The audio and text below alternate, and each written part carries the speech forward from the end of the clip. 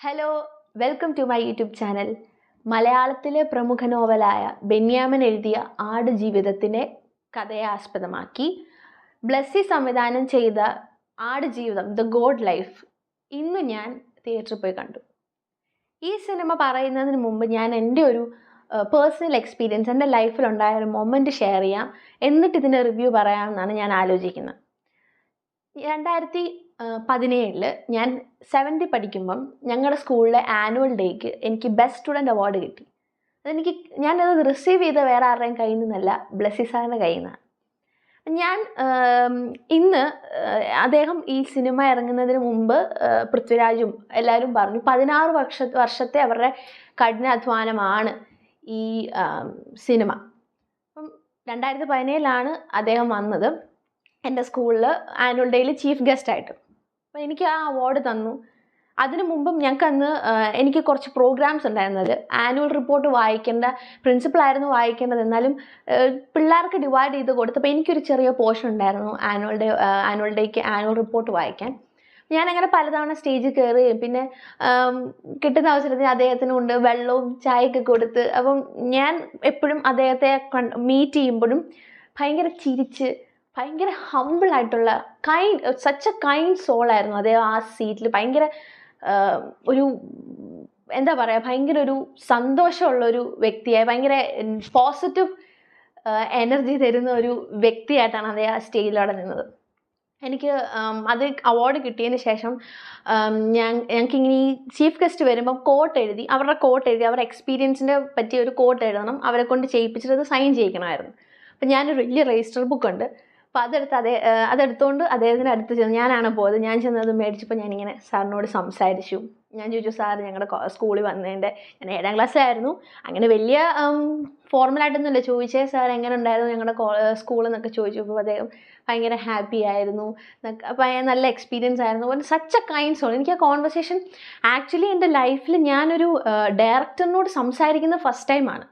എനിക്ക് തോന്നുന്നു ഞാൻ സെലിബ്രിറ്റിയോട് തന്നെ സംസാരിക്കുന്നത് ഫസ്റ്റ് ടൈം ആയിരുന്നു, ഒരു സിനിമ ഇൻഡസ്ട്രിയിൽ നിന്നുള്ള ഒരാളോട് സംസാരിക്കുന്നത് ഫസ്റ്റ് ടൈം ആയിരുന്നു. ആൻഡ് ഞാൻ 2017 അദ്ദേഹം വന്നത്. അപ്പോൾ ഞാനിപ്പം ഈ സിനിമയെ പറ്റിയുള്ള ഇൻ്റർവ്യൂസും അതിൻ്റെ ഡീറ്റെയിൽസിനെ പറ്റിയൊക്കെ നോക്കിയപ്പോൾ 2017 എന്ന് പറഞ്ഞാൽ അദ്ദേഹത്തിൻ്റെ മനസ്സിൽ ഇപ്പോഴും ആ ഒരു ടൈമിലും ആടുജീവിതത്തെ പറ്റിയായിരിക്കും അദ്ദേഹം ഫുൾ ടൈം ചിന്തിച്ചുകൊണ്ടിരുന്നത്. എത്ര വലിയ ചീഫ് ഗസ്റ്റായിട്ട് വന്നു പറഞ്ഞാലും ഫുൾ ടൈം അദ്ദേഹത്തിൻ്റെ ആ ഒരു ചിന്തയും അദ്ദേഹത്തിൻ്റെ അത്രയും വർഷത്തെ കഠിനാധ്വാനം എപ്പോഴും ആ ആടുജീവിതത്തിലായിരുന്നു. ഞാനിങ്ങനെ വണ്ടർ ചെയ്യാണ്. സോ ഇന്ന് ഞാൻ കണ്ടപ്പം ഞാൻ ചിന്തിച്ചു, ഭയങ്കര ലക്കിയാണ്. കാരണം അദ്ദേഹത്തിൻ്റെ കയ്യിൽ നിന്നും ആസ് എ സിനിമ ലവർ അദ്ദേഹത്തിൻ്റെ കയ്യിൽ നിന്ന് ഒരു അവാർഡ് കിട്ടുക, പിന്നെ അതിൽ നിന്ന് ഇൻസ്പയർ ആകുക, അദ്ദേഹത്തിൻ്റെ ടൈംലെസ് ഹാർഡ് വർക്ക് ആൻഡ് ഡെഡിക്കേഷൻ്റെ ഭാഗമായിട്ട് ഇൻസ്പയർ ആവുക, ഭയങ്കര ഹാപ്പി ആയിരുന്നു. ഞാൻ ആ ഒരു കാര്യം ആലോചിച്ച് ഞാൻ ഭയങ്കര പ്രൗഡായിരുന്നു. കാരണം എൻ്റെ കയ്യിൽ പിക്ചറുണ്ട്, ഞാൻ മേളിൽ കൊടുത്തിട്ടുണ്ട് പിക്ചർ സൈഡിൽ. അപ്പം ഞാൻ ഇൻസ്റ്റാഗ്രാമിൽ പോസ്റ്റ് ചെയ്തായിരുന്നു ആ പിക്ചർ. അപ്പം ഞാൻ ആ പിക്ചർ ഇത്രയും നാളും ട്രഷർ ചെയ്ത് ഫേസ്ബുക്കിൽ എൻ്റെ പപ്പ പോസ്റ്റ് ചെയ്ത പിക്ചർ എടുത്ത് ഞാൻ എത്ര നാളും അതിൻ്റെ ഫോണിൽ സ്ക്രീൻഷോട്ട് എടുത്ത് സേവ് ചെയ്ത് വെച്ചിരിക്കുകയായിരുന്നു. ഒരു പെർഫെക്റ്റ് മൊമെൻറ്റ് കിട്ടുവാണെങ്കിൽ ഡെഫിനറ്റ്ലി ഞാനത് പോസ്റ്റ് ചെയ്യും. ഇന്നാണ് എനിക്ക് ആ മൊമെൻറ്റ് കിട്ടിയത്. ആൻഡ് ഞാൻ പറഞ്ഞില്ലേ, എന്തെങ്കിലും സാർ ഇത് കാണുവാണെങ്കിൽ, അല്ലെങ്കിൽ ഇൻസ്റ്റഗ്രാം സ്റ്റോറിയിൽ സാർ ഇത് കാണുവാണെങ്കിൽ, sir I am so inspired by you. ഒരു സിനിമ ലവർ എന്ന നിലയ്ക്ക് ഞാൻ ഭയങ്കര എങ്ങനെ ചെയ്തു ആ റിവ്യൂ ഒക്കെ അവിടെ നിൽക്കട്ടെ, അതൊക്കെ അപ്പാർട്ട് ഫ്രം ദാറ്റ് ഇത്രയും വർഷമായിട്ടും ഈ സിനിമ ഉപേക്ഷിക്കാതെ അത്രയും ഡെഡിക്കേഷനോടും അത്രയ്ക്കും കൺവിക്ഷനോടെ ഈ സിനിമ എടുത്തതിൽ ഞാൻ ഭയങ്കര ഇൻസ്പയർഡാണ്. ഞാൻ ഭയങ്കര പ്രൗഡാണ് ഇതൊരു മലയാളം സിനിമയാണെന്ന് പറയാൻ തന്നെ. So moving on to the review of this movie Aadujeevitham. ഈ സിനിമയുടെ ഞാൻ പറഞ്ഞില്ല, ബെന്യാമിൻ എഴുതിയ നോവലിനെ ബേസ് ചെയ്താണ് ഈ സിനിമ എടുത്തിരിക്കുന്നത്. നജീബ് എന്ന ഒരു വ്യക്തി, റിയൽ സ്റ്റോറിയാണ്. നജീബ് എന്ന വ്യക്തി മരുഭൂമിയിൽ അനുഭവിച്ച കാര്യങ്ങളും അദ്ദേഹത്തിൻ്റെ ലൈഫിനെ പറ്റിയുള്ളൊരു നോവലായിരുന്നു ബെന്യാമിൻ്റെ. ഞാനിപ്പോൾ അത് വായിച്ച് പകുതി ആകാറായി. അപ്പം ഞാൻ ഈ പടം കണ്ടപ്പം എനിക്ക് പേഴ്സണലി ഫീൽ ചെയ്ത് ഇത് കൂടുതൽ ഈ പടം ഒന്നും എടുക്കാനില്ല, അത്രയ്ക്കും എഫേർട്ട് എടുത്താണ് അവർ ഈ പടം ചെയ്തിരിക്കുന്നത്. ഇത് കൂടുതൽ ഈ പടം ഒന്നും ചെയ്യാനില്ല, അതുപോലെയാണ് ആ പടം എടുത്ത് വെച്ചിരിക്കുന്നത്. ഇതിൻ്റെ മെയിനായിട്ട് ഞാൻ പറഞ്ഞില്ലേ, എൻ്റെ പേഴ്സണൽ എക്സ്പീരിയൻസിൽ ഞാൻ ബ്ലെസ്സി സാറിൻ്റെ ഒരു ഫാനാണ്. ഞാൻ ബ്ലെസ്സി സാറിൻ്റെ പടങ്ങളൊക്കെ കണ്ടിട്ടുണ്ട്. അപ്പം ഈ സിനിമയിൽ മെയിനായിട്ട് എടുത്തു പറയേണ്ട ഒരു കാര്യമാണ് പൃഥ്വിരാജ്. അദ്ദേഹം സെയിം എന്ന് പറഞ്ഞില്ല, ഞാൻ ഭയങ്കര രീതിയിലുള്ള ഒരു ട്രാൻസ്ഫോർമേഷനും ഭയങ്കര രീതിയിലായിട്ടുള്ള ഒരു നടന് ചെയ്യാവുന്നതിൻ്റെ അപ്പുറം പൃഥ്വിരാജ് സർ ഈ മൂവിയിൽ ചെയ്തിട്ടുണ്ട്. ആ ട്രാൻസ്ഫോർമേഷൻ, ഓരോ സീക്വൻസും, ആ ഫസ്റ്റ് നാട്ടിലുള്ളതും പിന്നെ മരുഭൂമി ചെന്നുള്ള സീൻസൊക്കെ അത്രയ്ക്കും കഷ്ടപ്പെട്ട് അത്രയ്ക്ക് എഫേർട്ട് ഇട്ട് അദ്ദേഹം ചെയ്തിട്ടുണ്ട്. അതുപോലെ തന്നെ പൃഥ്വിരാജിനെ പോലെ തന്നെ പറയേണ്ട ഒരാളാണ് ഗോകുൽ. ഹക്കീം എന്ന കഥാപാത്രം ചെയ്ത ഗോകുൽ സെയിം പൃഥ്വിരാജിനെ പോലെ ട്രാൻസ്ഫോർമേഷനും അതുപോലെ തന്നെ കഷ്ടപ്പെട്ട വേറൊരു കാസ്റ്റാണ് ഗോകുൽ. ആൻഡ് ഇതിൽ മെയിനായിട്ട് ഇതിൽ കുറച്ച് കാസ്റ്റേ ഉള്ളൂ, എന്നാലും അവരൊക്കെ അത് പക്കയായിട്ട് ചെയ്തു വെച്ചിട്ടുണ്ട്. പിന്നെ അടുത്തായിട്ട് പറയാനുള്ളത് ഇതിൻ്റെ സിനിമാറ്റോഗ്രഫിയാണ്. ഞാനത് എടുത്തു പറയണം, കാരണം സുനിൽ KS ആണ് സിനിമാറ്റോഗ്രഫി ചെയ്തിരിക്കുന്നത്. ഇതിൽ എടുത്തു പറയേണ്ട റീസൺ എന്താണെന്ന് വെച്ച് കഴിഞ്ഞാൽ, ഈ സിനിമയിൽ എനിക്കിഷ്ടപ്പെട്ട 3 കാര്യങ്ങൾ. ഒന്നാമത്തെ കാര്യം, ഞാൻ ട്രെയിലറിൽ പറഞ്ഞിരുന്നു, ആ ഒട്ടകത്തിൻ്റെ കണ്ണിൽ നിന്നെടുത്തുള്ള ആ ഷോട്ട്, അതൊരു ഭയങ്കര യുണീക്ക് ആൻഡ് ഭയങ്കര അടിപൊളി ഷോട്ടാണ്. ഫസ്റ്റ് ഓഫ് ഓൾ അതാണ് എനിക്ക് പറയാനുള്ളത്. പിന്നെ ഈ സിനിമയിൽ മരുഭൂമിയിൽ നജീബ് ഒറ്റയ്ക്കാകുമ്പം ആ മരുഭൂമിയുടെ ഭയാനതയും ആ ഒരു ഒറ്റപ്പെടലിൻ്റെയും ഇൻറ്റൻസിറ്റി കാണിക്കാനായിട്ട് കുറേ അൾട്രാ വൈഡ് ഷോട്ടുകളുണ്ട്. പ്രത്യേകിച്ച് ഇവർ ഈ ഹക്കീം, പിന്നെ ആഫ്രിക്കക്കാരായിട്ട് ഒരാൾ അഭിനയിക്കുന്നുണ്ടല്ലോ, ഇബ്രാഹിം അങ്ങനെ കണ്ടാണ് പേര്, ഞാൻ ഓർക്കുന്നില്ല, പിന്നെ നജീബ്, ഇവർ 3 പേരും നടന്നു പോകുമ്പോൾ ഒരു അൾട്രാ വൈഡ് ഷോട്ട്, ആ ആഫ്രിക്കക്കാരനായിട്ട് അതിനകത്തുള്ള ആ പുള്ളി നിസ്കരിക്കുമ്പോൾ ഉള്ള ഒരു വൈഡ് ആവുന്ന ഒരു ഷോട്ടുണ്ട്, ഗംഭീരമാണ്. അതൊക്കെ ആ ഒരു സീനിൻ്റെ ഇൻറ്റൻസിറ്റി, അവർ പെട്ടിരിക്കുന്ന സിറ്റുവേഷൻ, അതിനെയൊക്കെ ഡെപ്പിക്റ്റ് ചെയ്തുകൊണ്ട് അത്രയ്ക്കും മനോഹരമായിട്ട് അവർ അൾട്രാ വൈഡ് ഷോട്ടുകൾ, പല ഷോട്ടുകളുണ്ട്. പൃഥ്വിരാജ് ആടിനെ മേയ്ക്കാൻ പോകുമ്പോഴൊക്കെ കുറേ അൾട്രാ വൈഡ് ഷോട്ടൊക്കെ ഉണ്ട്.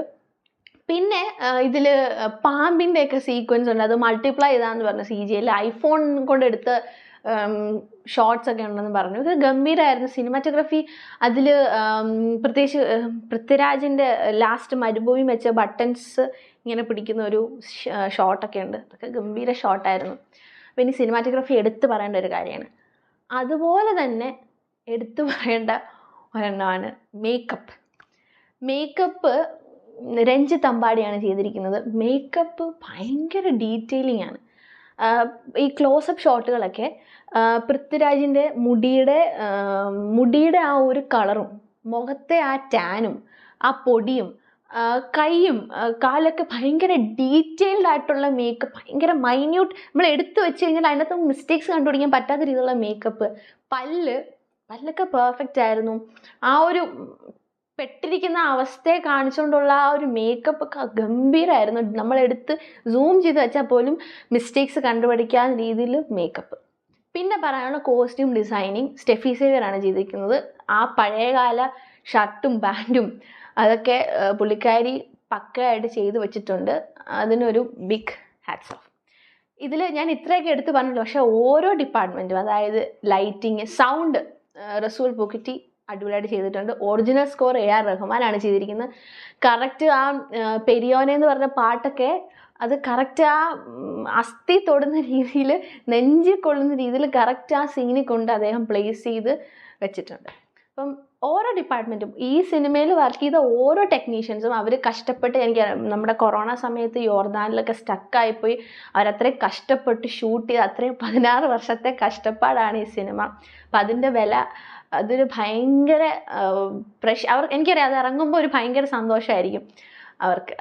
സ്റ്റിൽ അതൊരു ഭയങ്കര എഫേർട്ടാണ്. ആ ഒരു എൻറ്റയർ കാസ്റ്റ് ആൻഡ് ക്രൂവിനുള്ളൊരു ബിഗ് ഹാറ്റ്സ് ഓഫ് ആണ്. ഈ സിനിമ ഞാൻ ആക്ച്വലി കരഞ്ഞു. ഞാൻ നല്ലപോലെ ഇരുന്ന് കരഞ്ഞു. അവിടെ കുറേ ഭയങ്കരമായിട്ടും സങ്കടപ്പെടുത്തുന്ന സീൻസൊക്കെ ഈ സിനിമയിലുണ്ട്. ബുക്കിൽ ഇതിൻ്റെ എക്സ്ട്രീമാണ്. അപ്പോൾ ആ ഒരു സിറ്റുവേഷൻ നിൽക്കുന്ന നജീബ് എന്ന ക്യാരക്ടർ എനിക്ക് പേഴ്സണലി ഫീൽ ചെയ്തു, ഇങ്ങനൊരു അനുഭവം ഒരു മനുഷ്യനും ഉണ്ടാവരുതെന്നായിരുന്നു എൻ്റെ പേഴ്സണൽ ഫീലിംഗ്. ഉണ്ടാവരുതെന്നായിരുന്നു എൻ്റെ ഒരു പ്രാർത്ഥന തന്നെ. അപ്പം ഈ സിനിമ ഞാൻ കരഞ്ഞ് ഒരുമാതിരി ഒരു വല്ലാത്ത ഒരു സിറ്റുവേഷനിലായിരുന്നു. എനിക്കറിയില്ല ആ നജീബ് എന്ന വ്യക്തി എങ്ങനെ ആ മരുഭൂമിയിൽ ഇത്രയും നാളും സർവൈവ് ചെയ്തു. അത്രയും നാളും ആ സിറ്റുവേഷനിൽ ആരും ഇല്ലാതെ, വെള്ളം പോലും കിട്ടാതെ, ആ തേഴ്സ്റ്റൊക്കെ, ആ വിശപ്പും ദാഹമൊക്കെ പക്ക ഈ സിനിമയിൽ എടുത്തു വെച്ചിട്ട് നമുക്കത് ഫീൽ ചെയ്യും. എനിക്ക് ശരിക്കും അത് ഫീൽ ചെയ്തു, എങ്ങനെ ജീവിച്ചു, എങ്ങനെ മറികടന്നു എന്നുള്ളത്. അപ്പം കാസ്റ്റൊക്കെ ഗംഭീരമായിരുന്നു. പൃഥ്വിരാജിൻ്റെ, എനിക്ക് തോന്നുന്നു പൃഥ്വിരാജ് എന്ന നടൻ്റെ ജീവിതത്തിലെ, അദ്ദേഹത്തിൻ്റെ എൻറ്റയർ കരിയറിലെ ഒരു അടിപൊളി, അതായത് എത്രയും എക്സ്ട്രീം പെർഫോമൻസും അത്രയും എഫേർട്ടും എടുത്തൊരു റോളായിരുന്നു നജീബിൻ്റെ റോള്. ആൻഡ് ബ്ലെസ്സി സാർ നമുക്ക് GOAT, GOAT, GOAT തന്നെയാണ് അദ്ദേഹം. കാരണം ഞാൻ ഭയങ്കര പ്രൗഡായിരുന്നു. ഞാൻ എത്ര ലക്കിയാണ് കാണാനും, അന്ന് വലിയ കോൺവെർസേഷൻ ഒന്നും അല്ലെങ്കിലും ജസ്റ്റ് ഒന്ന് സംസാരിക്കാനുള്ള ഭാഗ്യം എനിക്ക് കിട്ടി. അതും അദ്ദേഹത്തിൻ്റെ കയ്യിൽ നിന്നൊരു അവാർഡ് കിട്ടുക, അതും ഭാഗ്യമായി. ഞാൻ എപ്പോഴും ആ മൊമെൻറ്റ് ഞാൻ എപ്പോഴും ട്രഷർ ചെയ്യും എൻ്റെ ലൈഫിൽ. എന്തെങ്കിലുമൊക്കെ ആവുകയാണെങ്കിൽ ഡെഫിനറ്റ്ലി അദ്ദേഹത്തെ കണ്ടുമുട്ടാണ് ഞാൻ ഉറപ്പായിട്ട് ഇതിനെപ്പറ്റി പറയും. So that's all for Aadujeevitham. എല്ലാ മലയാളികളും തിയേറ്ററിൽ പോയി കാണേണ്ട പടമാണ്. കാരണം ഇത് അത്രയും, വേറെ പടം നല്ലതാണോ ചീത്തയാണോ അങ്ങനെയൊന്നും നോക്കണ്ട. അവരുടെ ആ എഫേർട്ട്, അവരുടെ ഡെഡിക്കേഷൻ, അതൊക്കെ വെച്ച് നമുക്ക് കാണാതിരിക്കാൻ തോന്നത്തില്ല. നോ വണ്ടർ 50 കോടി ഇത്രയും ദിവസത്തിൽ കിട്ടിയതിൽ ഒരു സംശയവും വേണ്ട. അതുപോലെ അവർ ചെയ്തു വച്ചിട്ടുണ്ട്. സോ എല്ലാവരും പോയി ആടുജീവിതം കാണുക. നിങ്ങളുടെ അഭിപ്രായം കമൻറ്റ് സെക്ഷനിൽ ഇടുക. So thank you for watching. Please subscribe to my YouTube channel and click the notification bell for more videos.